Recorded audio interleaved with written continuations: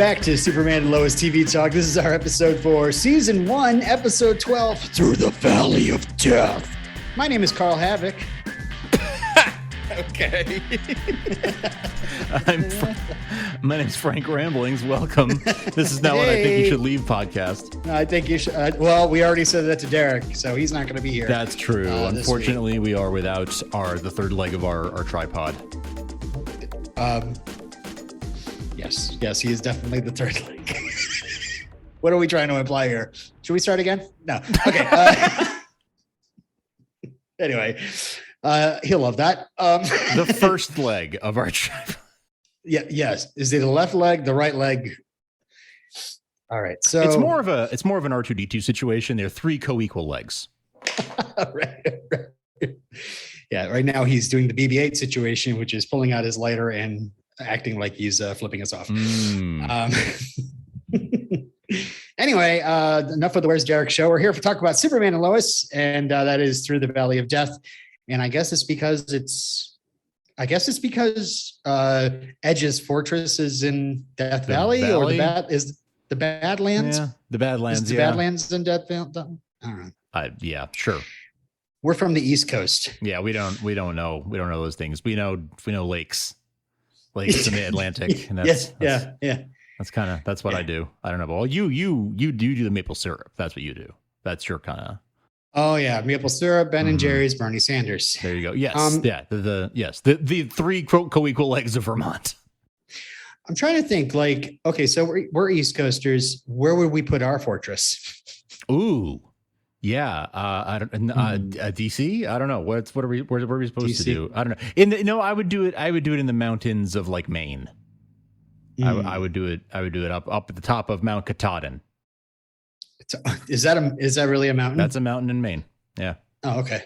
I thought you had something caught in your throat. Bless you. Yeah, I was thinking lakeside. It'd be kind of nice. Like a lake nice. kind of runs in underneath a little bit. You know? Oh, okay. Nice. Yeah, this whole like fountain coming up in the middle, and maybe the hologramps would be coming from the fountain. Nice. Some sort of watery form. Like the abyss or something. Oh, all right. You sound like you've thought this through. I'm not so sure this is improv anymore. I have not. All right. Well, we'll have to circle back to that. But what's going on in the news, in the Superman news? Thanks for asking, Frank. Always happy the to. News. I'm always checking KryptonSite.com to get my latest Superman and Lois news. That is the unpaid plug for Craig's site. He just recently talked to Alex Garfin, who plays Jordan, and it's a nice little interview. I'd suggest you go there and check it out. But I thought I'd give a little tease because Alex teased the finale, and it's not really any spoiler here. He just was asked about his favorite scene in the finale, and Alex says, quote, "I'll just say it was a sunset in the field toward the very end of the episode. That's all I'm going to say. I really loved that scene." So when you tune in for the finale, I guess watch for that scene. I mean, it just sounds like a classic Superman and Lois. I mean, we got a nice scene kind of like with a sunset at the end of this episode. So I can see. That's right. Yeah. So, yeah, he you know what? I like that he gave us, he indicated which scene it is. When we see it, we'll know it, but he didn't give anything away. Right. So keep your eyes open for a sunset scene. I will say that it is kind of a spoiler because I guess that means Jordan is going to live to the end. I guess that means that season. The sun is going to set, which means that the sun, exists in that episode. So like that has all kinds of just implications for the whole solar system, like that's right, huge. Right. That's a huge spoiler.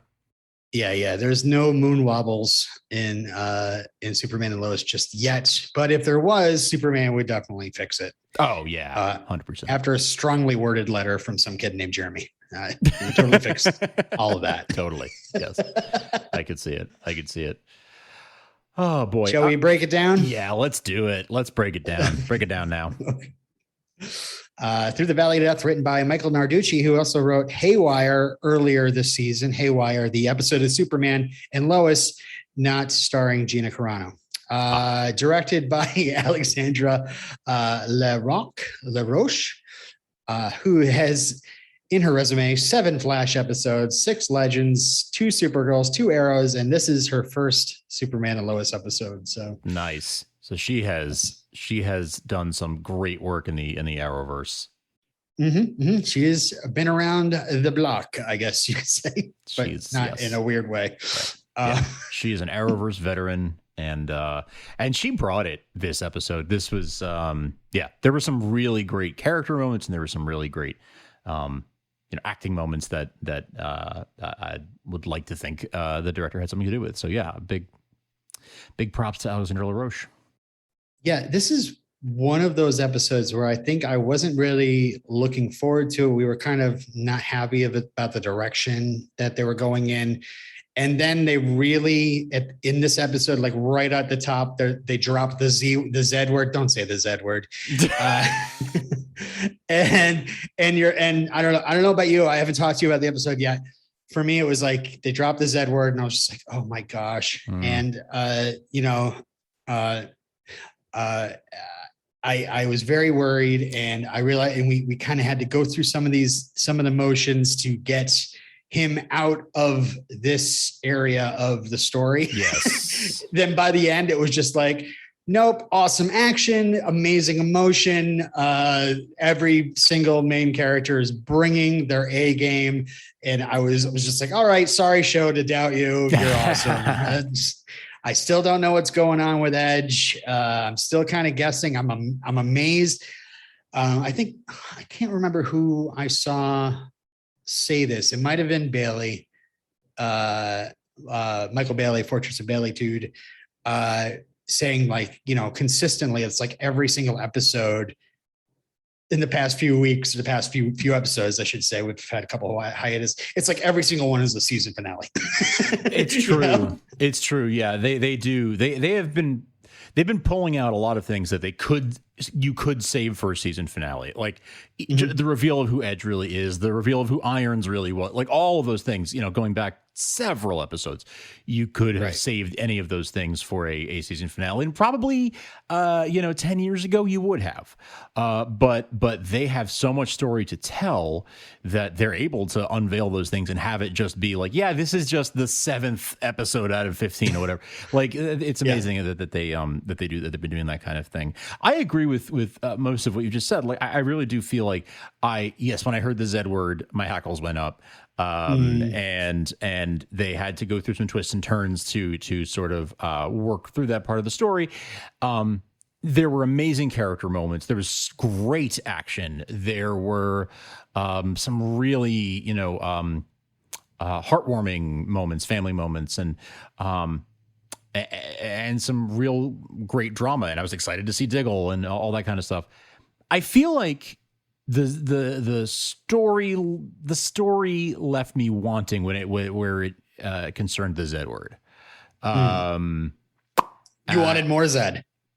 I feel like I was disappointed they brought why are we not saying Zod? Why are we not saying it? I can't believe you said this. Why are we not saying it? People are like, what are they talking about?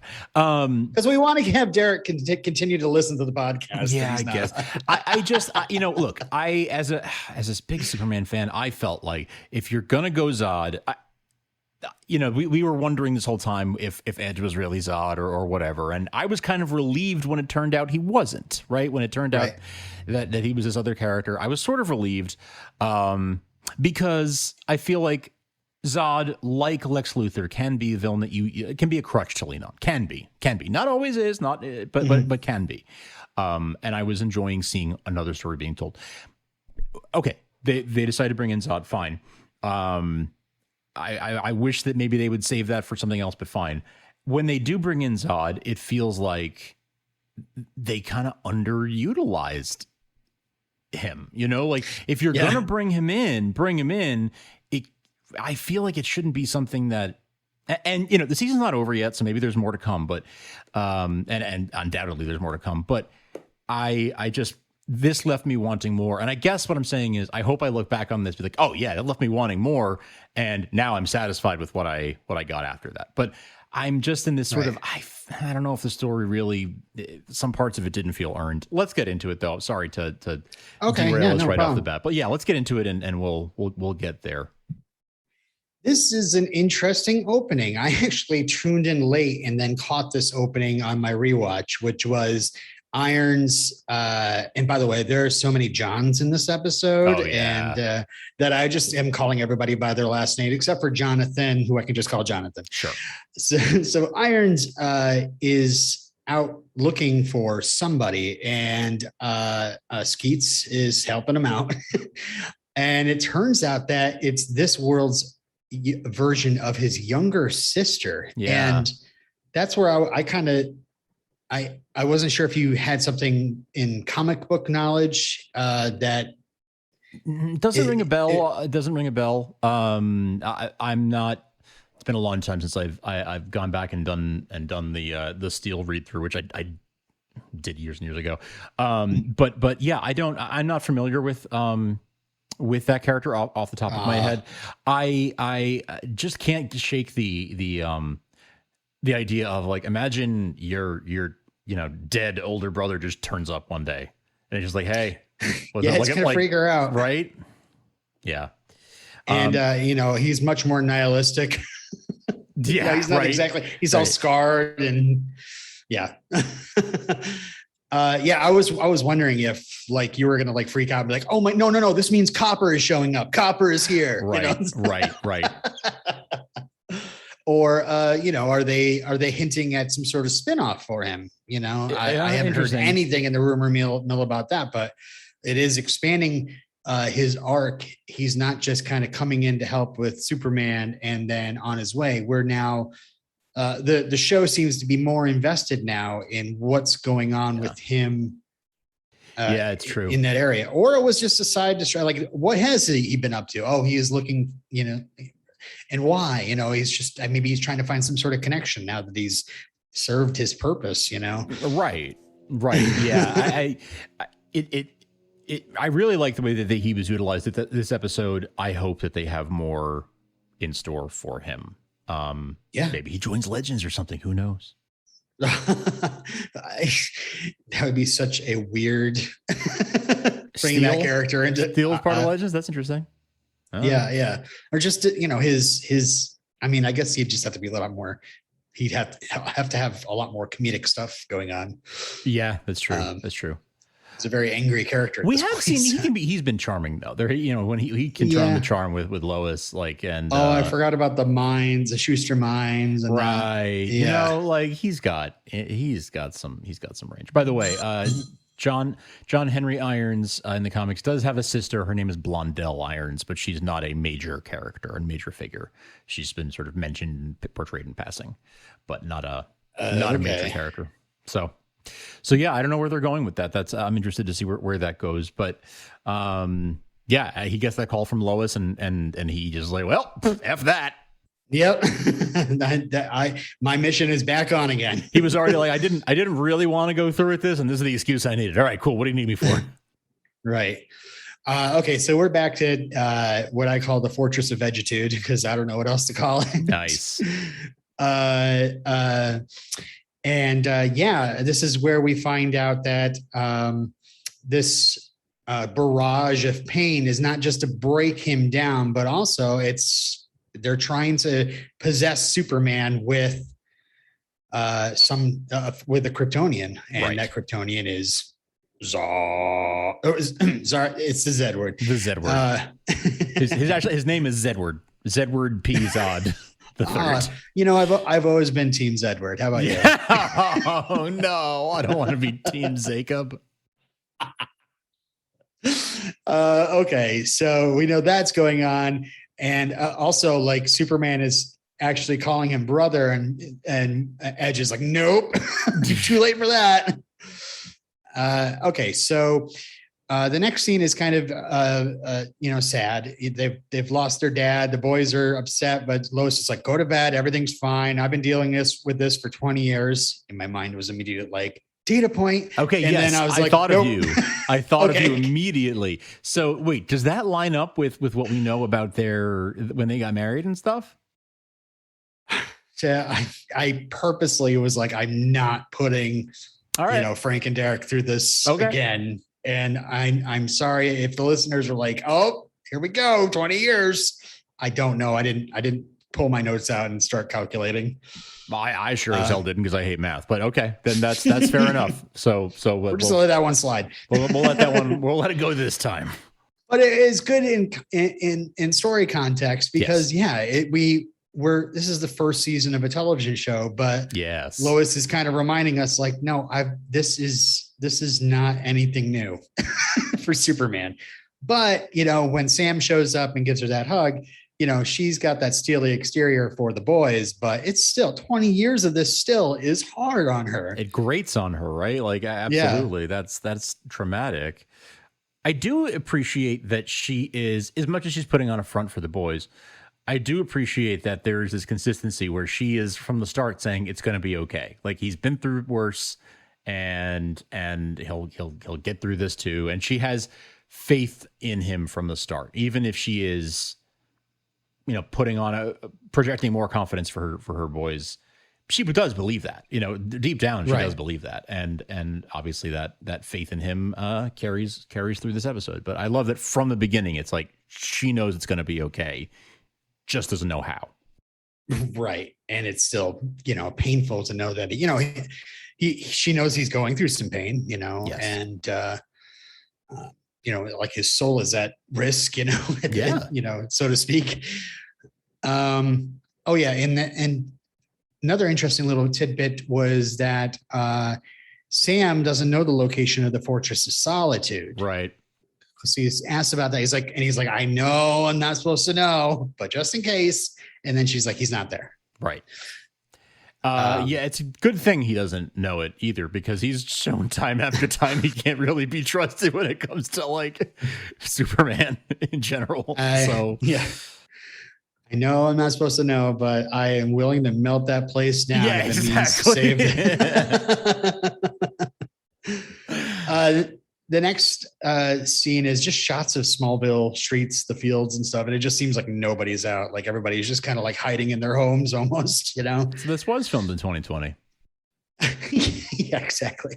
We go to the Cushing home and Kyle is ready to go back to work, ready to get back to normal. But then this woman he works with, Tamara Daly, shows up and says that people are angry at him, obviously. And I don't know what he was expecting, but I mean, he said it himself. He said it himself that everyone's going to be mad at him because he pushed for Edge to take over. Right. So he knew it was coming. Yeah. His reaction to everything that happens in this episode is interesting to me. Yeah. I mean, I suppose if he sold the town on this and then all this stuff happened and nothing really happened to him personally, I would say, okay, he should probably hide his head for a little while. Yeah, but right. He was a subject with a K and went through some terrible stuff and, attacked people. And it was probably pretty horrified about that. So maybe he thought, hey, it happened to me too. I was duped and I was taken over. Maybe there's some understanding, but nope. Yeah. Well, I do think that with time, and Lois said this too, like with time, people will, she was going to get the truth out in the Gazette, and that eventually people will come to understand that Kyle was a victim as well, that he was duped. And then that's true. Maybe he really did have like good intentions, like deep down, he did want to help the town. But he was fooled by someone who was trying to fool him. He took the bait. So, I mean, hopefully Lois is able to tell that story in full and people come to understand like the full context of what happened there. But it's understandable for them to be mad at him because like they feel like mad at him and mad at Lana, right? Because like the two of them did unwittingly help Edge with what he was doing. Yeah. And I got to say, Kyle, they should definitely be mad at Kyle because he definitely had his blinders up Yes. He seemed to be like dismissing everything and not willing to listen to the facts. And, you know, he should have. He ignored some things and was willing to look the other way on things because he thought that, like, you know, there was a greater good, or that the ends justified the means. And that was not true. Right. Hey, I'm getting people jobs, you know. And then there's Lana, and I was like, man, maybe people should be even more mad at Lana, because Lana literally was in there as a plant. She knew what was going on and saw people getting signed up. I mean, this woman that yells at her, Emily, that's right. Literally came up to her, was like talking to her about it, and she kind of played along and was sort of like, maybe you shouldn't, but she didn't like come out right out and say, listen, pull her aside, like, don't do this, you know? Yeah, right. Yeah. That's what I mean. Like, Emily and her husband, like, I can understand why they were mad at Lana. Right. Yeah. By the way, Tamara is played by Victoria Katango, and she's been on many CW shows, but I laughed because, oh man, we don't have her change jar, but she did play a showgirl. Oh, that's where you're wrong, my friend. Oh, thank goodness. She played a showgirl in the Smallville episode Fortune. So nice. Classic Zatanna episode. Oh, yes, that's right. There's the Zatanna episode. Is that the one with the wine bottle? Yeah, that's right. Okay, so yeah, Jordan, we're at the farm. Jordan's frustrated, and Jonathan gives him the idea of using the super hearing, and it says, "Hey, it's just like the training log. You got to believe you can do it, and you'll be able to do it." So they run off to work on that. Meanwhile, Irons rolls in the Empress, the RV, and Lois is thinking, "Oh, you know, Superman kind of signaled me that Irons is going to help," but Irons is like, "Yeah, it's because he wants me to put him down." Right. Right. And I can see why Irons is so devoted to that point of view. He's like, no, he knows that's what I'm about. And he said to bring me in. That means one thing. There was no secret plan at all. Right. I like that Sam is kind of playing nice in front of Lois a little bit, being like, it's tactical, you know, there's a tactical advantage in rescuing Superman and yada yada. And Irons gets pretty outraged about that. And it's quick. It's quick to the point where Sam is like, no, don't worry, man. Like, yeah, we can totally take him down. Like, he just like on a dime is like, yeah, no, I didn't mean anything. I just said to her. So I got the 7734. We talking? And Irons like, no. I got something even better. And then this general is like, okay, man, from another time stream. Sure, let's just use I'll build you your weapon. No problem. We'll just go with your plan. Yeah. So you're saying you have a giant gun that could kill Superman and you just need ammo. Okay. Okay. Yes. The U.S. military will help you do that, and trust that you're actually going to point it at Superman and not civilians or something. Like, I know it kind of blew my mind that the last time Sam talked to Irons, like he was in a cell in the interrogation room, you know, and now they're allies. Yeah. Life comes at you fast. Meanwhile, Jordan's trying to figure out the difference between Aussie accents and Kiwi accents. That was funny. And he's also feeling pretty guilty. And, Jonathan is still kind of pumping him up. Just focus. Meanwhile, the Irons shows him the rocket plans. And interestingly enough, he says he made this rocket with Lex Luthor. So yeah. And then this red solar rocket. Solo cup. Oh, nice. Mm. I think Jackson Val's going to do a little red solar tech song. There you go. Yes. Make it happen. I'm sorry for everybody who does not get that. So yeah, well, have to listen to Shoe Krypton. Shoe Krypton. Feed's still there. I really like that we got this flashback. This to how Irons came to this Earth from his Earth, and sort of bridging that gap, because that was, a mystery still. How did he get here? What happened? What exactly were the circumstances? It's still a mystery, isn't it? It's still kind of a mystery, but okay. What I saw looked like, and I actually went back and watched that scene again because I just wanted to make sure I saw what I thought I saw. It looked like he shot off the red rocket and the red solar rocket, and Superman set off this red solar cloud and explosion in space, and it looked like that created like a wormhole or black hole or something that sucked him into this Earth. That's what it looked like to me, and he wasn't sure if Superman got evil Superman got left behind, and so he had no way of knowing if it actually took out evil Superman or not. But it looked like when that explosion happened, that and him getting to 88 miles an hour took him through some kind of a portal to here. He skewed off.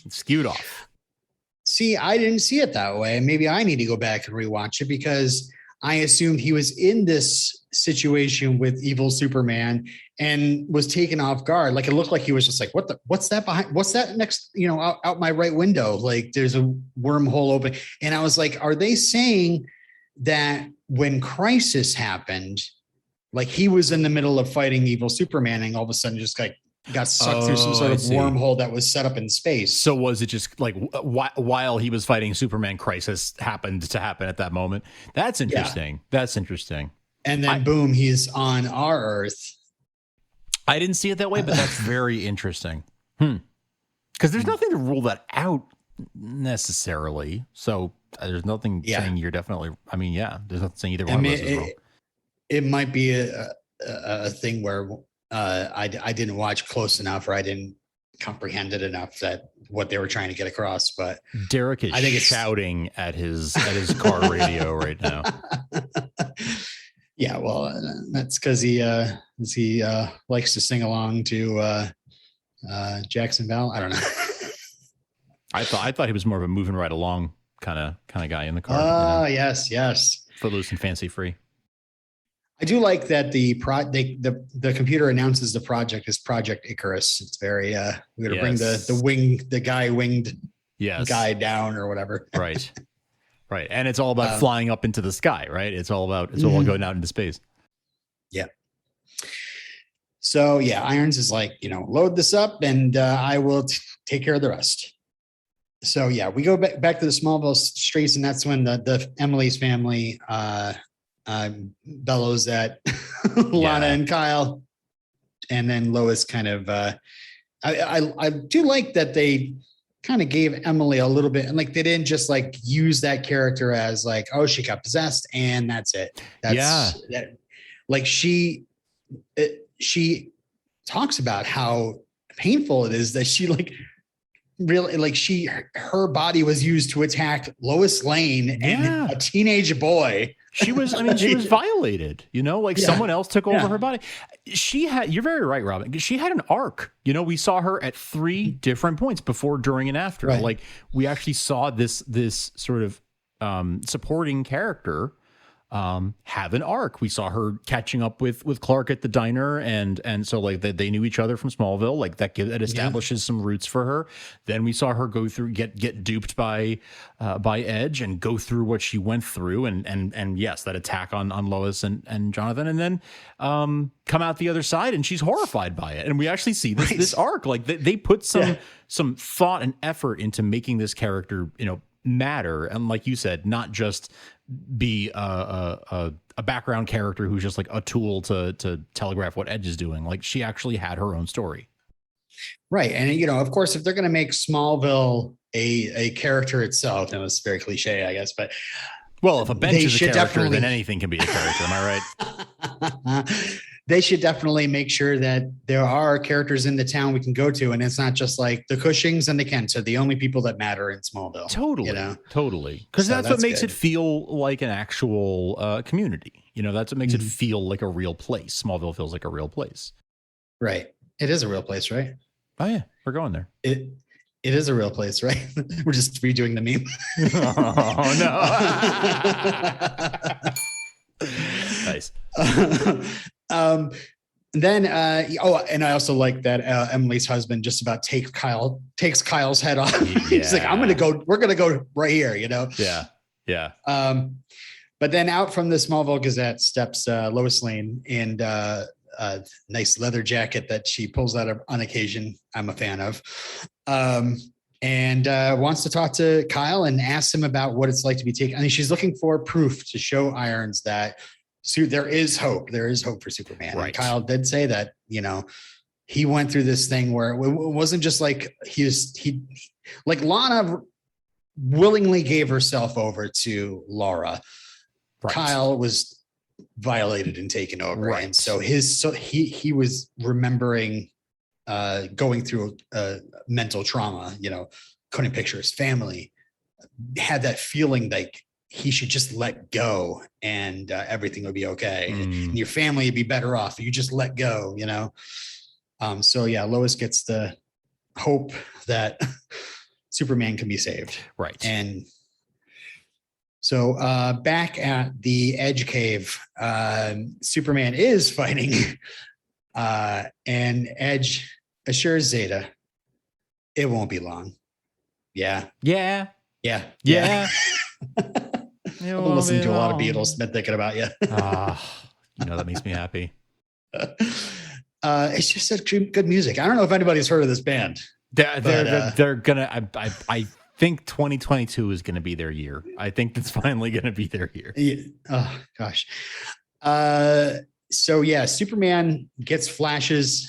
We start getting the first flashbacks of Lois and the boys, and they're gonna use it at the end of the episode. But right here, I just want to mention, like, I've got to credit it to the show that they really filmed even just like these small little tiny flashbacks we didn't even hear audio to originally. They can go back to these things and be like, it's such good stuff that they can go back and reference. 100%. You can get that feeling from it. Yeah, it does. It evokes these feelings, like seeing those shots of, Lois on their wedding day, or like at the Daily Planet when they were first meeting, or all those shots. It just brings you right back. And that's why it was so important to have a brief reminiscence between cataclysmic events. Yep. Really, for story reasons, it was important to do that, to drive this home. Mm-hmm. And yeah, Clark flies out of the cave and crashes and just yells for Jordan. And that's when Jordan slams the red button and he goes, "We got one." Yeah, right. I loved they showed they showed that one scene of Jordan and he had his fingers on his temples, like trying really hard to focus. And it just kind of reminded me of like, like the classic cartoon character of like using some sort of mental ability. Totally. But yeah, Edge puts a stop in it and says, you send anybody for your father, he won't be the man they find waiting. Yeah, so, it's interesting. I've never really seen this done this way before, where it's like, hey, we're both yelling to the same person using super hearing. If you can hear me, here's a message. I've never really quite seen that. I mean, there's no reason why they can't do that. It's just like I've never actually seen that done before, so that was interesting. For sure. And I was almost thinking, like, how is he yelling to Jordan? Oh, he's because Jordan's got super. Okay, yeah. I'm like, is it the same frequency or something? Like, how is that? Yeah. What's the frequency, Kenneth? Yeah. Is it shortwave radio or like it's streaming? It's streaming, of course. Yeah. Of course. Yeah. It's a podcast. It's Winamp. Oh man, yeah. You want the Edge Cave skin for your Winamp. Yeah, for sure. I love that Superman is fighting though. He's fighting through it just the way that Kyle described. And I liked that because those scenes were almost back to back, where you hear Kyle describe the feeling he was feeling, and then we see Superman very shortly after that. I think it's the very next scene, fighting through it the same way that Kyle described it. It was really cool to hear it described and then see it portrayed and realize, okay, these are the same. This is what's happening. And he is fighting it. He's Superman, so he can fight it harder than Kyle or anybody else was capable of doing. And it's cool to watch that. And it's cool to watch that while Lois is out there saying, like, I'm going to find proof that he can fight this. And then to see us to get to see him actually fighting it the way she's positive he is. There is a little bit of a plot hole, I feel, though, that was kind of set up by Brief Reminiscence, because at the end of Brief Reminiscence, Superman gives in. He's like, please don't hurt my family. I will do whatever you want. And they go back to the cave and they start putting the red stuff on him. He says, I don't know. And all of a sudden he's covered in green slime. And then, no, it's the red. And we find out it's he's being, eradicated Right. And being filled with the body of Zedward. But so like, I don't understand why Edge didn't be like, wasn't like, he's fighting. And then Zeta's like, well, go kill one of his sons. Like he could have just done that. So it's almost like they set up this threat and a reason why Superman will be like, okay, fine, I'm yours. Don't hurt them. And now in this episode, well, he's fighting as hard as he can and with no worries about that any of his loved ones are going to get killed. So yeah, no, you make a good point. It does seem that like they're the reason he gives in, but then also the reason he keeps fighting. So like how can both be true? And they didn't really address that. So you make a good point that there wasn't really I didn't catch an explanation of that unless I missed it. But yeah, that's right. That's valid. There's something to that. So anyway, the boys run off to go find Lois and Sam, and then we go to the Smallville base camp in the middle of the streets. And who do we see but a familiar face to people who watch the Arrowverse shows? But I was thinking, there's somebody who's just like, Superman show on right now? That's awesome. And they don't have all that baggage of like, where's Supergirl? Or there's your other plot hole, by the way. Nobody called Supergirl. Like, hey. Honestly, yes, yes. That is starting to get yeah. That's starting to get, I mean, maybe she's still in the Phantom Zone. I don't know. But yeah, no, the not even a mention of her is kind of like, why? Like, we need another Kryptonian. Well, what are we going to do? That's the thing. That is a little like, it doesn't really bother me. And I'm not usually petty about these things, but it does feel like you got to throw a bone. You got to mention it. You've got to mention if they're going to bring Diggle in and start mentioning Flash and Arrow. Yes. It's like, how has she not been mentioned? You're not setting yourself apart. Clearly this is something that comes from like the higher ups, right? This is the powers that be at some level at the network or whatever. So, or DC, I don't know. But it clearly there is some kind of a wall there between the two shows, and they're not supposed to acknowledge one another, evidently. I mean, they can. The COVID's kept them apart. Well, I mean, yeah, but to not even acknowledge. I mean, like, sure, they can't be on set together. They can't shoot together. But not even mentioning like why Kara can't be there or something. Like for the last couple of seasons, season or two of Supergirl, there was a reason why Superman and Lois weren't around. They were off on Kandor, right? So okay, there was a reason. There was a story reason that was put there, and it gave a long-term reason why Superman wasn't around. And I'm just surprised that they haven't even acknowledged it here. But yeah, so Diggle's here. And I was thrilled to see him. One more thing on that. I will say, like, I really think they should have just put, like, I started going through all the lineup of the CW heroes and like, why don't they call this person? Why do they're all on the same planet now. The crisis brought them all together. Except for Stargirl. Stargirl's on another world. So I was like, why didn't they just put Superman and Lois on another world? Well, this is why they have teenage kids. This is why like all this stuff they don't mention, they don't refer to, because they're on another world where Supergirl doesn't exist, or I don't know. It would explain those things. Yes. I guess as a fan, you're supposed to be like, nah, whatever. Just gonna push it up. It's like that. It's like you could ask the same question in every comic, right? Like, well, why don't they just call the whole Justice League together and solve this problem? It's like, because they didn't. Why isn't Batman saving us right now? I don't understand. He is obviously the best. Oh yeah, absolutely. Bar none. Yeah. Anyway, Diggle is here, though. Diggle is here. So were you happy to see Dig? I love Diggle. Yeah. I've loved him since the beginning, and way back at the beginning of Arrow. So yeah, I was happy to see him, and I've really loved to see his character grow over time. And I've really loved that, since Crisis, and before Crisis actually, since Elseworlds, they have been hinting at what his future might hold, and I'm really excited for what that might look like. Right. Yeah, and then he's saying, "I'm here to deliver tech from Lila for Argus," and I'm just like, if there's somebody like just watching a Superman and Lois show is not watching any of those. Who? What is this Argus? Who's Lila? What's happening? I know. I did sort of feel bad for anyone who doesn't have that context, but but I guess they kind of got the point across that like Argus is some kind of government organization or whatever. Even if you don't know, right? You gather enough breadcrumbs that like, okay, he's from this organization and he's mad at Sam, so clearly he's an authority figure of some kind. And it's really funny talk about this, Sam. Yes, he's like, I have this red solar tech missile.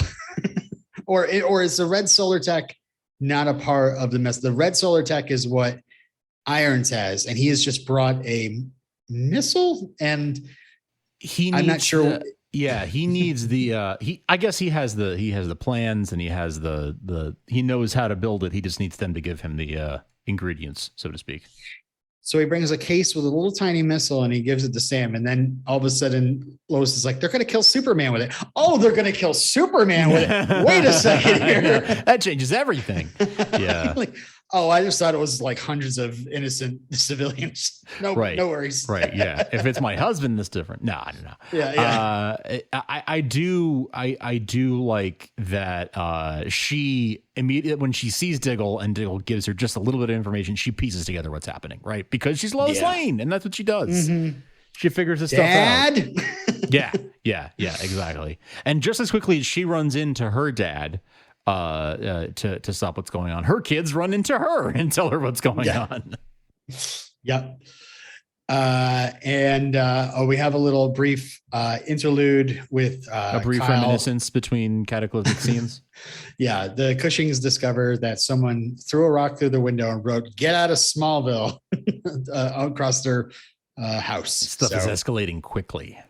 Yeah, and Kyle is especially mad. I mean, honestly, this is I actually, maybe I shouldn't genderize it. I will say, as father of my house, I would be absolutely outraged and also kind of like scared a little bit that this might have somebody broke through, like my kids live here, there's just something about that. And I'm sure mothers would do the same thing. But yeah, I was kind of siding with Kyle, like somebody attacked my family and they're going to pay. Right. You can totally understand why he feels like, why he's scared, why he's like he said, like he couldn't even go to town without being harassed. Now they're attacking their home. And it really shook him to his core that this is where our children sleep, right. But his, he immediately turns to this like toxic anger, like immediately, like I'm going to go show them. And Lana talks him down. But it's like, what do you think you're going to solve? What do you think you're going to solve? Really? Like I understand. I do understand the instinct to be angry and scared and want to protect your family 100%. But how are you going to, you're only going to get people more convinced that you need to get out of Smallville if you go into town and start threatening them or something. Right. But I will say that maybe, this family has been troubled in the past. This couple has been troubled in the past. And we see Lana talk him down, and we see that he doesn't turn to alcohol immediately. That is true. I think is something old Kyle would do, and the old Cushing setup would do. Maybe something about this shared trauma brought them together, I guess. Yeah. That's a very good point. That is a very good point, because they have shown his reliance on alcohol a lot this season, and they didn't even reference it. Nope. No.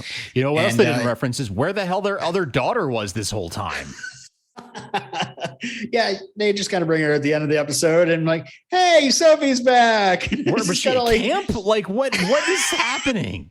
It was just so funny. It was like Anne with special guest star. So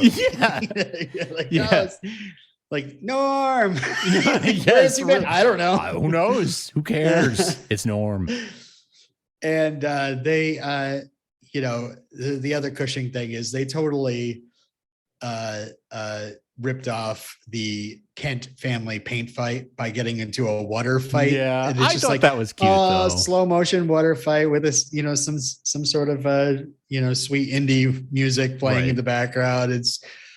It's a go-to, but it works. I guess it was sweet. It was a sweet moment. It was a sweat moment for a family that really hasn't had a lot of those kinds of moments. I really especially like seeing Sarah smile. She's been through a lot. Right. She's a pretty depressed kid, and of course, we know of her history. So It's good to see her seeing her dad and bonding with her mom and dad like that, and Sophie, whatever. And right, yeah, forget Sophie. That did make me. I loved that moment. It really made me happy to see them being happy. Mm-hmm. And that made me worried that something's going to happen to Kyle. TV show is going to TV show. Right. Like is Kyle, I was like, well, they're not going to kill Lana. I really don't think they're going to kill Lana, but I could see Kyle going like sacrificing himself for his family or something in some way, were that to be, if he has to stand up to Edge or something at the end, or Lar for that matter. So I don't know. That just did get me like, ooh, this is too much of a happy moment. Wow. I would hate for Kyle to be like a one season character. I hope not. And, where it's another one of those things where it's like, in season 1, we gave you some things that we had to push through to get it done, like Zod, Yeah, right. Season 2, Kyle's gone. It is finally time for Love Triangle. No. The temptation of Clark Kent, distance between Clark and Lois, and whose arms does he fall into? No, I don't want that. No, get that out of here. No. Okay. And also, if the writers are listening and we're like, that is a good idea, I will get a kid named Jeremy to write to you. If that's what it takes. In pure outrage. I think Superman and Lois should be together with no threat. All right. Back to the base camp. The boys give the news, and then Sam tells Lois that he's sending Irons in. And so Lois pulls John Henry Irons aside and gives him a pretty good speech that I was surprised that Irons was like, yeah, but no, at the end of it. I know. And so was she. Mm-hmm. So was she. It's a very heavy moment because she would not reveal that secret unless she felt like she had no other option. Like she felt like that there was nothing else she could do. And that this was like the most drastic step is like, I guess I'm just going to tell him. That's my last shot. It's weird that they go to this, especially when they talk about in previous episodes, like we have not told Clark's secret. Like Clark, nobody knows Clark. Nobody knows because it'd be a huge threat to the family, and we can't possibly. And my kind of joke about this in the past is like, yeah, because you haven't been a TV show, and now, now we got to start letting people know. Now you are on a TV show, and you got to start letting people know. Yeah, sorry, that's funny. That's true though. I mean, but that impresses upon us like the gravity of the situation. That she's just not telling people willy-nilly. Like this is her own sons didn't know until a few weeks ago. Right. So because we're on a TV show together. So for her to tell him just shows you how important this moment is. And I got to hand it to the writers because you would think that purely from a just TV writing, you would think that if you're going to have her tell him that you're going to make it count, quote unquote, right? That it's going to be something where this is a life-changing revelation for him. But it wasn't. I mean, not at first anyway. And I really hand that to them, like for going that route and having it be like, I mean, I'm sorry that he's your husband, but I still got to do what I got to do. It doesn't really change the situation just because he's married to you. Like people are still going to die if I don't do something. Yeah. And it, at first I didn't realize it was kind of like the first punch in a 1-2 punch that Irons is going to need to get him to come around. Because when I saw the scene, I was thinking, this is emotional. And I love Bitsy. Just makes me want to cry every time she goes into this, especially when she starts kind of welling up. Where's the change jar? Oh no, you don't get that one. No. But I was also thinking like, well, why, this might work better if perhaps Irons pretty much gave Clark a handshake and that was it. Right. In his Clark guys. It really didn't have much. If he had some sort of like relationship with Clark or just, a friendly conversation, bonding of some sort, this might have worked better. But I wasn't ready for the part 2 of the punch later. Right. So it is. Yeah, you're right. It is really kind of interesting and original that something like Lois telling someone Superman's secret isn't like the bombshell that saves everything. Exactly. That was a very interesting. You would expect that to happen, and they subverted those expectations by not having that be the thing that turned everything around. Mm-hmm. Meanwhile, Daigle is dropping some more Easter eggs for Arrowverse by having him say doppelgangers, other worlds, glowing boxes, losing the people I love. I'm done with that life. So we kind of find out, for those who've been watching all along, like that glowing box that Diggle found, he's probably got it like stashed somewhere and it's just like, you know what? No. He was on, I haven't been keeping up with the Flash this season, but he did make an appearance on the Flash a couple episodes back. And I lost cable, or I didn't lose cable. I chose to cut the cord, and for everything but Superman and Lois, which we do a podcast on, I'm just binging them all at the end of the season on Netflix. Nice. And I'm looking forward to binging it all. But I haven't been keeping up, but I did see his scenes from his appearance on the Flash. Okay. And there were some, I won't give anything away, but the glowing box stuff was nodded to and addressed, or at least acknowledged.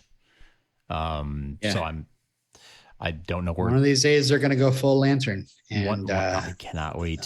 Hopefully, I want it. I want it. I wonder how that plays with the HBO Max series that's coming, but I want it. Yeah. Diggle is like, there, because Sam's like, I have no choice. Like, yeah, you do have a choice. The choice is to exhaust every option to save a hero. It should be an easy choice. And then he kind of shames Sam, and then he kind of turns on Irons, is like, you have the courage to make it out of that world, and now you're going to have the courage to make the right call here. And he doesn't exactly say what the right call is, but it's implied, and he just kind of storms out. Diggle out. Yeah. Drops the rocket and oops. Yeah. Yeah. I love this moment where the boys ask Lois, like, is it too late? Like, are we too late to save Dad? And she's just honest and says, I don't know. Because at this point, like, it's really in Irons' hands. She played her wild card, the big wild card, and it didn't work. And now it's like, I can't control this anymore. Right. And this is not. I've done all I can. So meanwhile, Superman collapses, and then from the ashes rises Super Zod. Super Zod. Superman possessed with Zod, and he's got the same kind of voice that he had in that Supergirl episode, right? And when he fought that Superman, right? That garbled sort of like I don't know exactly how to put it, but like a vocoder, but a low coder, if you will. Mom, why do you keep saying that I'm going to be an evil general when I grow up? I don't know, honey. It's just a hunch. just have vibes. You got the voice, I gotta say. Yeah. With a voice like that, come on. You've got a voice for podcasting. Exactly. You got a face for podcasting. Aww. He tells Zeta, you've done it. And then Zeta says, yes, I have. And now we can move forward. We can move toward completing what we came here to do, General Zod. So what did they come here to do? Is this something that we should just like go, oh, it's to possess everybody with Kryptonians again with the Eradicator, or is there a higher plan? It feels, and how did Zod factor into it? It seems to me that if their intention was to get, I mean, if their intention was to get, Superman to, well, if General Zod wanted to kill everyone on Earth, right? Like, it seems like he wants to wipe out the planet. Right. The obvious thing would be to think, okay, they want to make, this world Krypton. That's sort of, because that's always what Zod's doing, right? He's always trying to turn Earth into Krypton. Always. This guy, all he wants to do, it's all he talks about. He wakes up in the morning. He's like, all right, got to turn Earth into Krypton. It's like, all right, have your coffee first. Come on, chill. Jeez. I'm just really proud to be a Kryptonian. Yeah, exactly. All right. Well, it's getting weird. Make America Krypton again. Well, and that's what he wants. So that's usually what he wants. Is that what they're doing here? Yeah, they're being cagey about it. But it does seem really, really super, super important to Zeta that they do this. So clearly he has pledged his loyalty to Zod in some very real way, and he's brought his son along for the ride. It's going to be interesting. We're going to have to make it, like, put a pin in it. And at the end of the season, we should really look back and go, okay, what was their plan all along? Yeah. Because we'll know by then. They eradicated all these people and then they were all lost. No big. We have Superman. We're going to eradicate Superman and with Zod, and then that's lost. And then at the end of this episode, it's like, okay, so we now have to do this plan. Were they planning on losing it all? I don't know. And Zeta's kind of like, Mole. He's like negging. Yes, Mole. He's like negging. He's negging. What's Edge's actual first name? I'm sorry, I can't remember. Talro. Remember Tal and Cal? Yeah, Tal and Cal. Brothers. Sorry. He does. I saw an Emmett Otter Ramon shirt and I nearly bought it, but I knew like I'd have to explain it to so many people. Yeah. Not worth it. Anyway, but yeah, he does.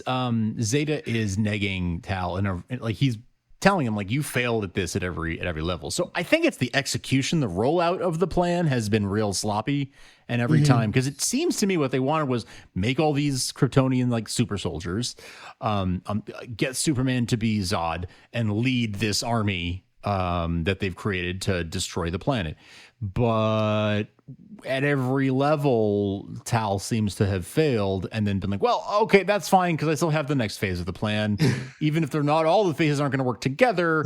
Maybe just Zod alone is enough. Like, I think that's what's happening, is that he's had a sloppy rollout, and that's why Zeta is like, you're a failure, son. Yeah. That's my read. Well, but we'll have to see, because I was definitely confused at the end of this episode. Like, okay, what? Yes. All right. Agreed. So we get to another great scene, which is Sam putting together his toy rocket. Or wait, sorry. Iron's putting together his toy rocket.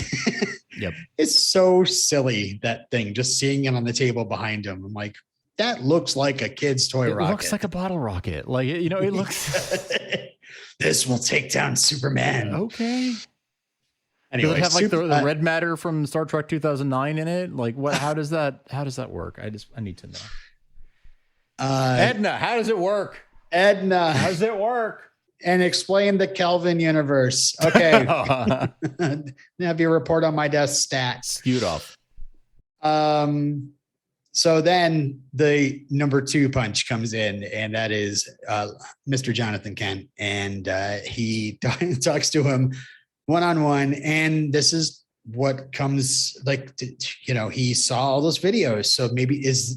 So I was wondering what the other shoe to drop with the Jonathan seeing those videos, seeing his mother, or a version of his mother, destroyed by the version of his father. Yeah. What's that going to do to him? And maybe that other shoe is still yet to drop, but he now has a little bit of an arsenal to use against Irons, so to speak, in like, hey, I saw everything that you been through. I've seen, and you were a really good dad to your kid Natalie, and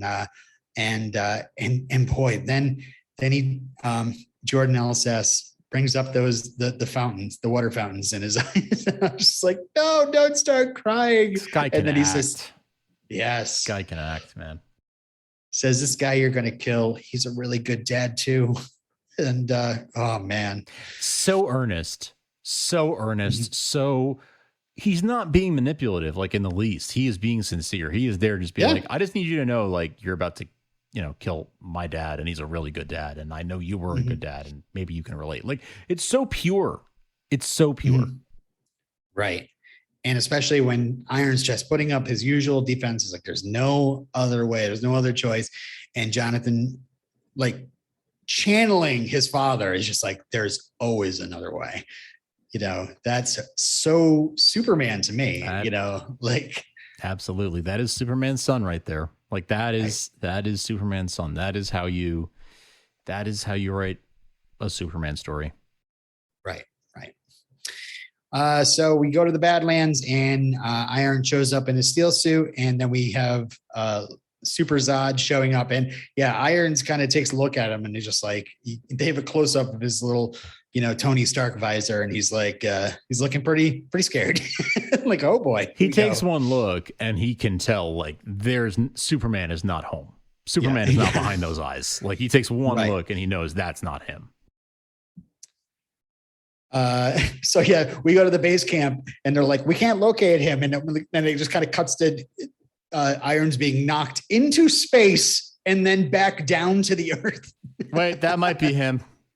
And then they end up lakeside, and I just want to pause for 1 second by saying, all credits to the CGI department.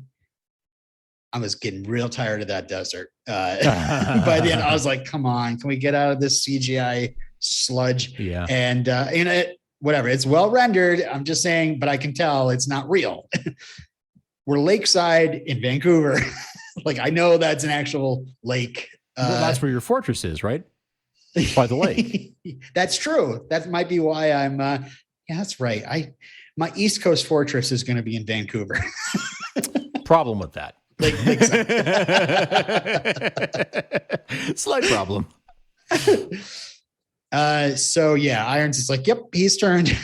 And Super Zod says that they can't stop what's coming. What is coming? I guess we're gonna find out. It's a tease. So I got a little confused because you could see him in his little visor, like arming the missile and then disarming, and so when he first blasted him and knocked him to the ground, I thought he hit him with the missile.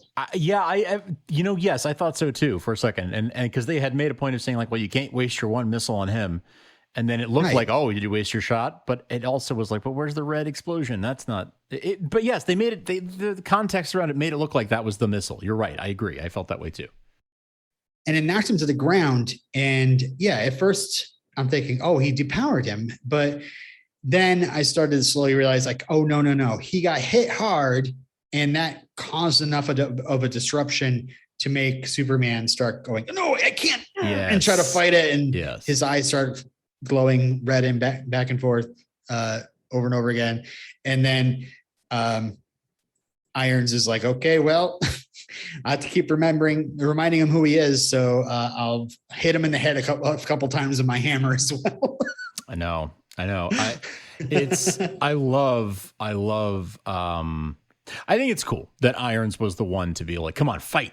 Like, just do this. Just don't make me do this. Like, I will do it, but don't make me do it. Like, I don't want to.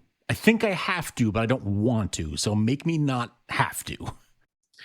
Right. Because there's like this, at first, Lois is like screaming in his ear going like, don't, he's in there, he's fighting. And then on the other side, Superman's like, please take me out. Like, I'm going to hurt somebody. Stop me. And I almost felt like Iron's going, Lois, do you not hear him? Yeah. He's literally telling me exact. Yeah. This is what I was saying all along. This is why he signaled you. And for Irons to then realize Lois might be right, between, like you say, the 1-2 punch of Lois and then Jonathan talking to him gets in his head for the better. And he starts to wonder if maybe they were right. But I would not blame him at this moment. He was already like, well, that's the reason why Superman said to bring me in, is to take him out. And now he's literally telling you face to face, take me out, take me out, take me out. Yeah. And you're like, all right, damn it. All right, I'm going to try. I'm at least going to try for his wife and kid. Like, I'm going to try. Right. I wouldn't have blamed him if he just was like, nope, here's the red matter. But no, he to his credit, the power of Lois Lane believing in Superman was enough to make him believe too. And so, yeah, I like the added thing where he turns off the comm because, it's not just Sam and Lois Lane listening in, I'm sure. And that's when he calls him Clark and says that Lois believes in you, boys believe in you. And then he goes, I wrote the quote down because it's so good. And let me tell you something, man. I know what it means to lose people you love. The pain you feel right now, that is nothing compared to what happens if you lose them. Right now, you got a chance to fight. Do not let that, parents, earmuffs, bastard take you away from your family. You remember who you are and you fight back. Damn it. Sorry, I meant to say kids, earmuffs. Boy, I confused some families. But I guess if you watched the show, you heard those words. So yeah, that's true. But I was just like, listening to him give that speech. That was Independence Day level speech. That was. And then we get that. Now we get the real flashbacks, that we get, all the way from them and getting married, and then like really close, like showing the boys and yada, yada, yada. And then really closing in on that close up POV shot from Clark in the Daily Planet, looking at Lois, that beautiful shot of Bitsy. And that's, that he like screams and collapses, and it's Zada's gone. And then he says, you and I are going to deal with Mork and Edge. So I do. Okay. I love that Lois is ultimately the thing that brings him back, right? Derek always says, and I think he's absolutely right, that Lois is Superman's Superman, right? And that's been a thing he said for years, and I think he's right about that. And this moment proves it, right? Like that is what's happened. She saves him, really. I mean, like Iron saves him, but it's the thought of Lois that brings him back. And I love that. I love that so much. That she is the inspiration for him to that extent. Have we seen anybody else? Did any of them just break free in that way, like by willpower, without being assisted by technology? Like anybody else who broke free of being possessed by a Kryptonian? I'm trying to remember the particulars. Have any? Are you talking about in this show? Yeah, in the show. Because I feel like every other time we've seen, and again, it's Superman, so like he has a stronger willpower than any of them. But it just felt like, oh, you can do that? I didn't know that was an option, to just like will it enough. And I guess that's what this episode was kind of about, was that Kyle was like, I think it can be done, but I couldn't do it. And only, I guess the justification is it's Superman, so he can do it.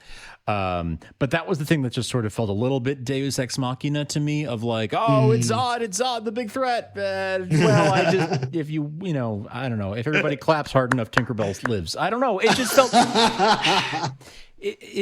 that was the thing that just felt a little bit unsatisfying to me. And I was sort of like, oh, okay. I mean, I'll go along with it, but I would have appreciated more of an explanation, but I'll go along with it.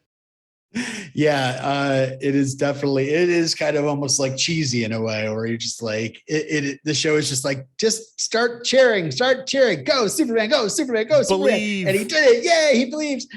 It's the end of Elf, when everyone believed in Santa and he was able to fly, the reindeer could fly. I don't know. It's funny because I was cheering along, but I was also being like, I am clearly being manipulated here by these images of the flashbacks. And I felt that way too. The flashback worked on me like a treat. It was, well, you do love her. Yes. Yeah. Yay. Yeah. And I mean, who knows? does Emily or Kyle love their significant others enough to like resist that?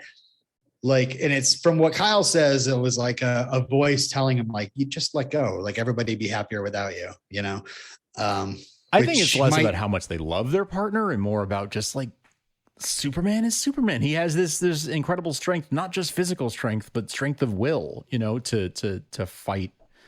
Hope. Mm-hmm. Yeah. Belief in good. Yeah. So I don't, I guess it's saying that, yeah, Superman's will and hope and faith outweighs mere mortals. I mean, even look, like Jonathan said to Jordan, if you believe that you can do it, then you can do it. And that's what Clark essentially does here. He believes that he can fight it and that he can come back to Lois and their sons, and he does it. Mm-hmm. Back in the Fortress of Edgitude, we hear Edge is overhearing the conversation between Superman and Irons, and Edge looks at Zeta and says he's gone for good. And Zeta says Kal-El, and Edge says Zod. And I'm like, awesome. Yeah. I know I'm sure people are probably like a fully realized Zod on the show. And I think we've seen too many iterations of Superman or somebody else, Lex Luthor, ding, ding, being possessed by Zod. Maybe what we would like is an actual Zod being on the show. Maybe he's like disguised as like a paramedic or sure. Yeah. Like another new firefighter that takes over the Smallville fire station. He takes Kyle's job. Turns out his name's Zod. Zedward.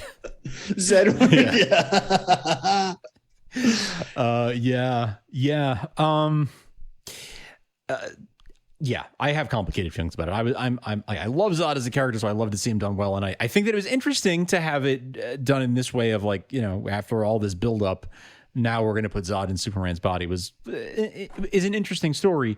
But it just felt like it ended real quick. And I feel like it was a show going psych. Yeah. Because Edge does say he's gone for good, so that feels pretty definitive. That like, nope, that was it. That's it. We're not doing that on this show. Yeah. We'll see. Don't play with us like that. I know. They're very good at subverting expectations. They're very, very good at it. Mm-hmm. So Zeta says it's time. You had one job, you had one mission, and you veered from it because you are weak. So, veering from it is what? Reaching his hand out to his brother, saying like, join me, brother. Is that the veering? It's like, you should pity Kal-El and try to pull him to your side. You should just put him down without any, I guess. With no mercy, yeah, I guess. I guess that's what he's referring to. The truth is, I don't know that we're supposed to know yet what he's referring to. I feel like it's one of those things that they're still laying out breadcrumbs. It says you got to do it.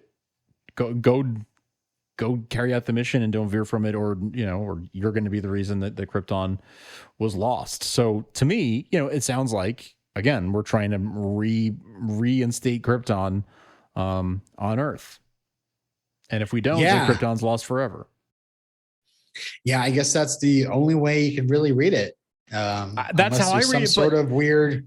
We don't know thing that we haven't thought of. I did not get this. Okay, so we have another football game where with the Eradicator, Edge is going for the touchdown line. Steel and Superman are in pursuit, and he goes up into space. And Irons realizes he's going to set off that rocket and take out Edge. So he kind of tells Superman to hang back. And then all of a sudden, Edge stops in the middle of space, like he flew there to do this, and starts blasting the Eradicator with his heat vision. And he's screaming. Is it causing him pain? What is happening here? I would guess it's causing him pain. I would guess it has something to do with the kind of pain that we were talking about earlier, right? Where with like the eradication beams that come at you with the thing and the science and the eyes and I don't know, but I would imagine it has something to do with that in some way. I mean, this is kind of like what happened in Oh Mother, right? That Superman grabs the game ball, flies into the night sky, and then zaps it with his, like, is he doing his own version of this? What was it? The solar. Oh, the solar flare. The solar flare. And why did he have to do it in space? I was not. I felt like I was missing something, but yeah. So so he blasted with heat vision. Yeah. But then Irons blasts Edge with the red solo cup. Right. Yes. And he just like falls to earth and leaves a crater. Yeah. And oh my gosh, Superman put his hand out earlier, called him brother. And then he comes down and lands next to Edge, and Edge is like, what? He's yelling threats. I didn't even bother writing his stupid quotes down. He's monologuing. Like, shut up. And Superman just knocks him the hell out. Which I was like, yes. Great moment. Like, ooh, funny. All right, we're going funny now. Okay, cool. So that means it's a happy ending. All right, cool. Yeah. Okay, so we get now we're getting our happy ending. Yeah, like you said. The Kents are waiting for Superman, and Lois reminds us that we've been here, but I've been here before, and it is the actual literal worst, but he'll be here. Like, she's got faith. No matter what, Superman will prevail, and he will come home. Yes. And then, Jordan hears him coming, and then Clark lands, and hey yourself, and then very nice kiss between the two of them with the sun behind them, and we're gonna see that moment in a flashback later on. Yeah, right. Yeah. And then Clark hugs his boys. Yeah. In this moment, I was actually kind of surprised that they asked him, "How'd you do it?" And he's like, "I thought of you guys." And it's like, yeah, I mean, he thought of all of them, but it really seemed like Lois was really what pulled him the most, it seemed like, yes, it was you guys, all three of you, but I almost expected him to, like, it was you guys, and then, like, I don't know, go hug Lois and say, but especially you, or something like, it felt like he was sort of smoothing it over. I don't know. I was like, give Lois her due. Yeah, for sure. I mean, it is also interesting. He puts it like, I remembered who I was fighting for. That's right. And You're right. And he knew who he was fighting for in the first place when he left with Edge. But it is the fact that they were pushing his memories out. He had to remember them back to then fight it away and destroy Zod. Irons lands, and I totally I was surprised by the reaction of the boys, because they hadn't seen Irons in his suits, and the last time they saw him in the suit was when Jonathan was hitting him with the truck. Yes. So it's just funny. I didn't realize that Jonathan and Jordan didn't know that Irons is the one that has the suit and was the one that was threatening their dad. Yeah. Using. I thought they were telling him everything. I thought so too. I was surprised by that reaction as well. Like, this is the guy you talked to before at the base camp. This is the same guy, different suit. Iron says that Edge is in prison and he won't hurt anyone, ever again. Which I was just like, well, that's very final. And I'm like, oh no, does that mean the final thing they said about Zod earlier in the episode is not final as well? That's certainly makes you wonder. And then came my favorite line, I think, in the whole episode, which is when Lois invites Irons to stay for dinner, and he goes like, order a mean takeout. Yes. So good. So good. But yeah, Irons, much like the Torettos, Irons is all about family, and the Kents are too. And kind of expected. Wanted them to pop out, like, Vin Diesel will pop out from the I don't know, behind the barn or something, and be like, "It's about family." Family, you're right. Who's gonna say grace? All right. So yeah, the super family does a nice super family hug at sunset. It's another nice shot that, I don't think that's faked. They set that shot up for sunset, and they probably did a couple of takes, but I think it looked great. Chef's kiss. Beautiful. Yeah. Great job. Alexandra LaRoche, I believe. We go to the Cushing home. Sophie's back. We're having Sophie Soros pancakes. I don't know where Sophie's been. Yay. I love you, Sophie. You're the best. Like, it's very. I always like to think the show is like making a wink, wink, nudge, nudge to the audience. Like, yeah, we know. She's been gone. Is all of this happening in Kyle's head or something? Is he still in that kryptonite cell? And and this is all just happening. Is this Shutter Island? Like, what is happening? Yes, I don't know. He's going to get hugged and turn to ashes. It felt very surreal. Very surreal. Everything from the water fight to now this just felt like it's really happening to the Cushings. And if it is, someone's going to die. Like, this is not going to end happily. I just can't. I hope somebody, who talks to the folks behind the cameras and in front of the cameras, somebody asked them about Sophie. And because I really would like to know, is this a COVID thing? Was this a thing where they're like, they had to, this is a little kid, maybe they had to keep her away from set for a certain amount of time. Yeah, it absolutely could be that. Yeah. Kids under 12. Yeah, it could be that. Yeah. Okay. So we get the next morning at the Kent home. Sam looks like he's staying there because he's there, not in his military gear. He's and he's having coffee. He's just walking around in like a white t-shirt, just sipping coffee, practically just like in his boxers, just like, yeah, I'm just gonna, like he's just Grandpa. Oh, yeah. Right. Oh, all right. Put that away. I want to see that. Grandpa was in the bathroom. Sorry, those MREs go right through me. So yeah, we're reminded that too small a slice. We're reminded by Sam that Leslie Lar is still out there. Oh yeah, I forgot about her. And in rewatching the episode, I also rewatched the previously on, and one of the scenes in there was Edge telling Leslie, like, we're moving on to our next stage of the plan. Please, I forget exactly specifically what he says, but pray I don't alter it. She's further. off doing some. Yeah. So Sam starts talking to Lois, and Lois thinks like, oh yeah, it's not, you're just going to apologize for doing your job. And I understand you did your job, yada, yada. But no, he's like, when the chips are down, you had faith. And that's what made all the difference. And then he tells Clark that he won't doubt him again. I want to believe him, but I don't. Because it's been so many times now that he's been like, yeah, no, you're right. I really shouldn't hoard kryptonite anymore. Yeah, you're right. I shouldn't build weapons to take out Superman anymore. Yeah, you're right. I shouldn't.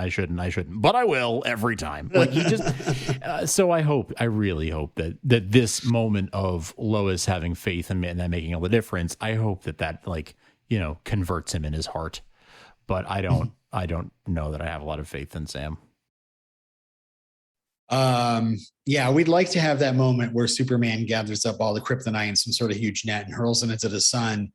But then again, like, what would it be a Superman show without just a little kryptonite here and there? It's true. Something's got to depower him every once in a while, so we go to the DOD and we see that crypto cell that we saw Kyle in previously.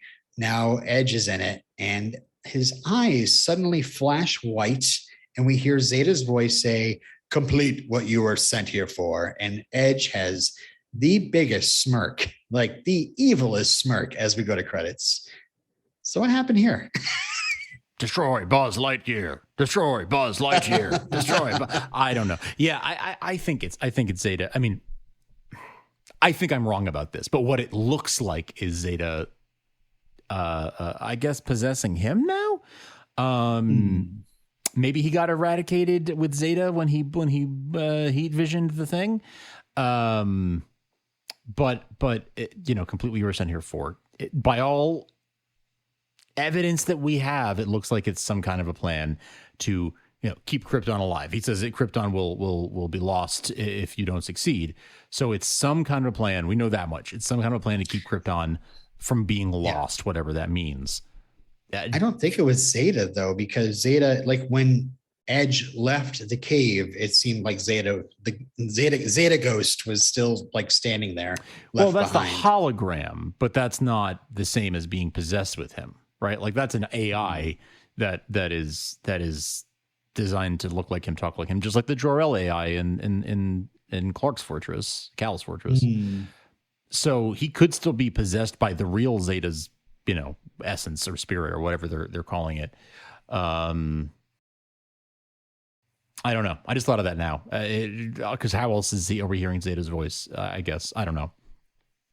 And just, can you give like a 2 or 3 sentence definition of who the Eradicator is in the comics? Because I wonder if that's the key there. Like, is this version of Superman what Edge is turning into? So he's one of the four Supermen from Reign of the Supermen. Yes. Right. That happened during the Death of Superman storyline. The Eradicator is an ancient Kryptonian technology that exists in that story, in the Death of Superman story, exists to bring Superman, to take over Superman's body and preserve Krypton's heritage, legacy. He's sure sounding like, and get your change ready, but he's sure sounding like Kal-El in Smallville. Yeah. I mean, like a pure, this is a Kryptonian with no mercy, like no humanity kind of wiped from him. Yes. Kal-El. Yeah. Is that kind of what that Eradicator is? Yeah. Yes. In essence, yes. Like it is okay. It is there to bring back Krypton on Earth, Kryptonian heritage, not necessarily to destroy the whole planet and kill everyone on it and terraform the planet. like let's say like in Man of Steel, it's less of that literal a preserving Krypton and more of the legacy of Krypton. So could this be that? Yeah, actually it could be. It could be something more somewhere in between, those two extremes of like terraforming and killing everyone and some kind of, I don't know, but it's not quite just like, oh, we're just going to open up a Kryptonian museum to preserve the legacy of Krypton. But it probably isn't all. It maybe is not terraforming. It's somewhere on the spectrum between those things. Yeah, because I was kind of thinking like, okay, so he zaps the Eradicator in space, and I was like, oh, so is he like taking over? But no, he hits the Earth, and he's still regurgitating his Morgan Edge spiel to Superman. And then gets knocked out for it. Yeah. But now he's in a cell and he hears Zeta's voice, complete what you were sent here for, as his eyes flash white. And then has this huge smirk on his face. So maybe it was waiting for this certain moment to be possessed with whatever it is in the Eradicator. Yeah. Maybe the Eradicator was the friends who made along the way.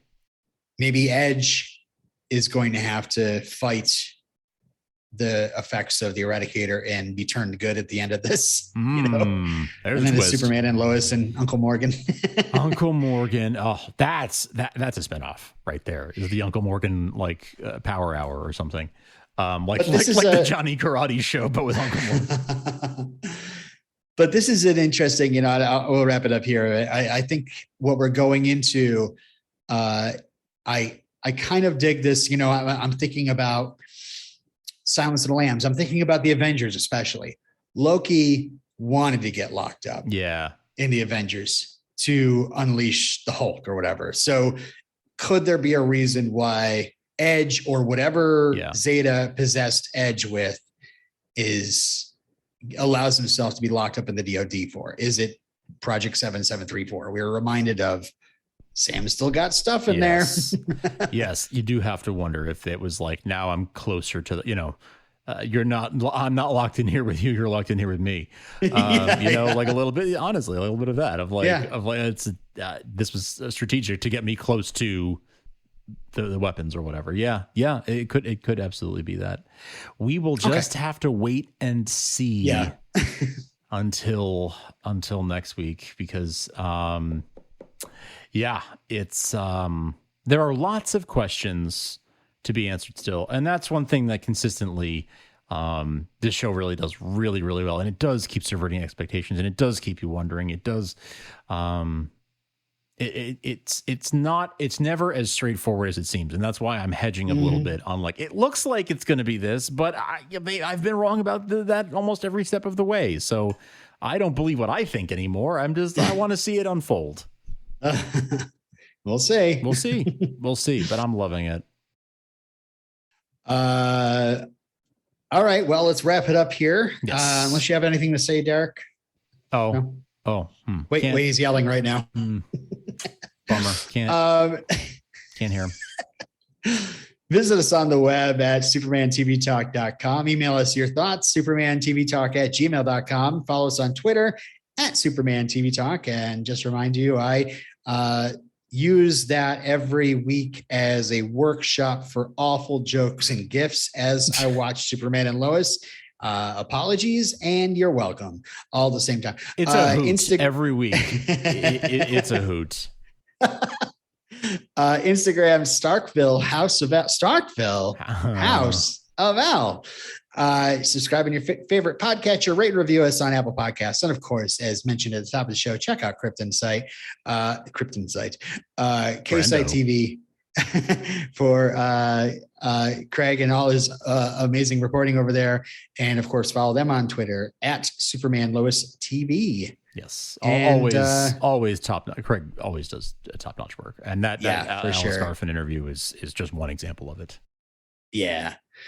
And as for me, as for you, and as for Derek, who's ever out there, who's out there somewhere, probably just kind of stuck in a painted glass floating through space. And, maybe we'll be back next week. We'll see.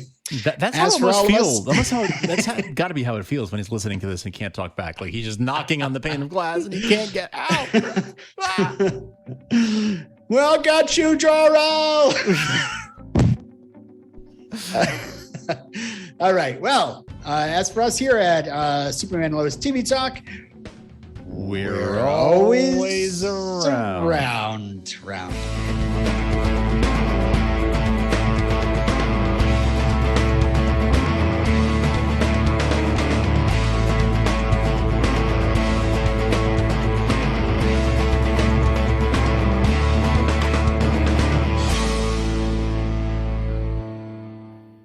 I felt what it was like to let go. You should be a god. It felt really good. That feeling worries me. They fear you. Your heart is stronger than your mind. You are just like me!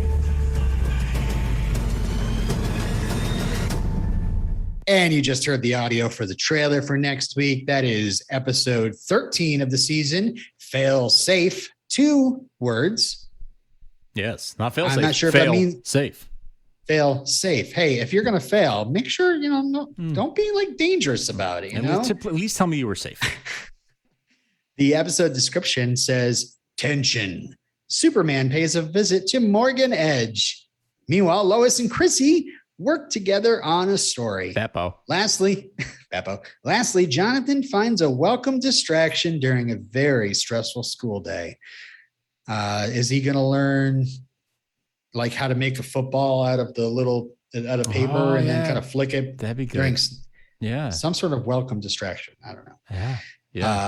And that is going to air next Tuesday, July 20th. And yeah, a little bit of trailer talk. We just see, a lot of Clark. Clark seems to be a little worried about what happened the previous week and how it felt really good to let go. And that scares him. And like so he's telling this to Lois. Yeah. It seems like he's reflecting on like how close he got to letting what Irons was afraid of happen. Like he got real close to letting that happen, and he's spooked by it. And I wouldn't be surprised if it's, through him reflecting on that Lois is able to make him, give him some kind of pep talk and bring him to some important realization. And yeah, it's interesting. He's talking to Morgan through the cell and he's having these discussions with Lois, and, the trailer makes it seem like it's kind of a war for his soul a little bit. But who knows what does Morgan, or if there's somebody possessing Morgan, what do they have to say that's anything new that Superman hasn't heard before? Like, right. No, but I'm not evil. So I know. Well, I mean, Lois is saying your heart is stronger than your mind. And right. Edge is saying you're just like me. So like that's the conflict that the trailer appears to be setting up. Yes. Yeah.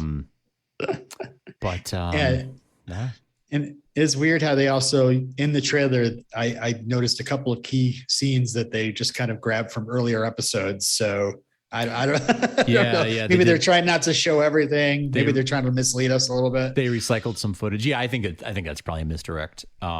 Just to sort of, yeah, like seeing the Lois and the boys ducking and stuff like that. I feel like that's reused footage, right? So like I feel like that's probably just a misdirect. So but fail safe, like, is a fail safe plan like something that some sort of plan? Is the fail safe plan what Edge has, or is it something that Sam has, or I don't know. And the fact that it's split up into two words, it just brings more questions. Like I just have so many questions. I have so many questions about all of it. Like Edge is Zeta's like, Edge, you're gonna fail, but make sure to make it safe enough for Krypton to live on, or something. Right? Like I don't know. Do we think this is the last episode for a few more weeks? I think so. It looks that way, right? I'm not seeing any official reports, but I'm seeing in like my TV app, for instance, it says that the next episode, the Eradicator, is not going to air till August 10th, and then the season finale is the failsafe definitely has been announced that it's going to air next week on July 20th. Last Sons of Krypton has already been definitely announced it's going to be on August 17th. So there's like 3 weeks between the 20th and the 17th. So, but like my little TV tracker app, it's called like Tracked TV. Oh yeah. Says that Eradicator is airing on August 10th. It could be wrong, but I would think. Yeah, it seems likely. Like you have a pair of episodes, here in the middle of July, and then have another pair of episodes in the middle of August. Like that makes sense, rather than like having 3 in a row and then a bunch of weeks off and then just the finale. Like they wouldn't hope they come back for the finale. Right. Yeah. So it's more than likely that's what's going to happen. It just hasn't been confirmed by any official sources yet. But that seems like the safe money. So most likely we'll be talking to you next week, and most likely after that we'll be taking a couple weeks off. But hey, if you made it this far, thank you so much for listening. We love you and appreciate you all. And Derek, we miss you, and hope you get back from the Phantom Zone safe and sound soon. But yeah. We'll talk to you all next week to talk about Fail Safe. Bye, everybody. Bye.